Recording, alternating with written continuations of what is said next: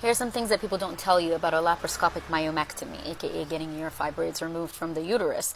And this is part 2. Everybody's different, and I'm no doctor. I'm just sharing my experience, so take it as it resonates. They will inflate you with gas because the uterus there's a lot of other organs around it. So they need to see exactly what they're doing. So in order to do that, they inflate you with gas so that they're able to maneuver around. So this gas does stay in your body. It doesn't just magically disappear. They can't just take it out after. You're going to feel it in a lot of different places, namely your shoulders, clavicles, chest. I felt like I was having a heart attack. Every time I walked and stood up, I felt like that pain was so intense, like really intense. The gas was the most painful thing about this whole experience. The bloating, my stomach, I looked pregnant. Like my stomach was bloated all the way to here, like from here all the way down. It was huge. So this is something that you want to be prepared for. I'm going to make another video on like things that help me with dealing with these symptoms. So stay tuned for that.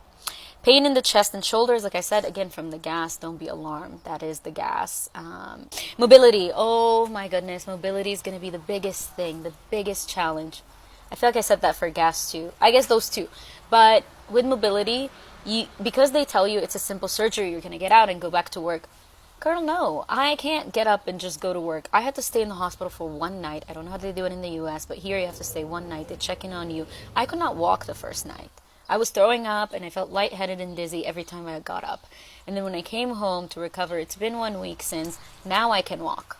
But I had to basically learn how to walk without falling or getting dizzy or feeling nauseous.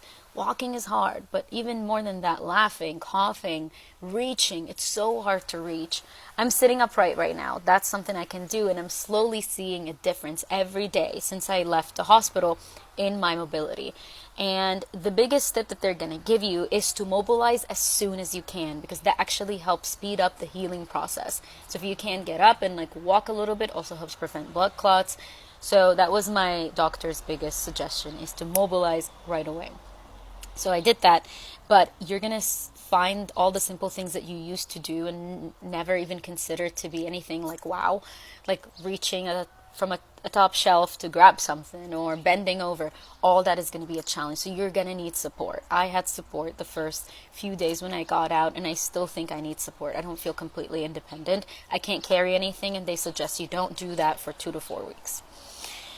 And the last thing I'm going to leave you with is sleeping. Sleeping is hard, especially if you're a side sleeper. This affected me the most. I couldn't sleep on either side. Every time I turned, I could feel it. So they took the fibroid and a dermoid cyst from my left side. So the left side was hurting more. So I couldn't even sleep on the right side. I would feel the left side hurting, and vice versa.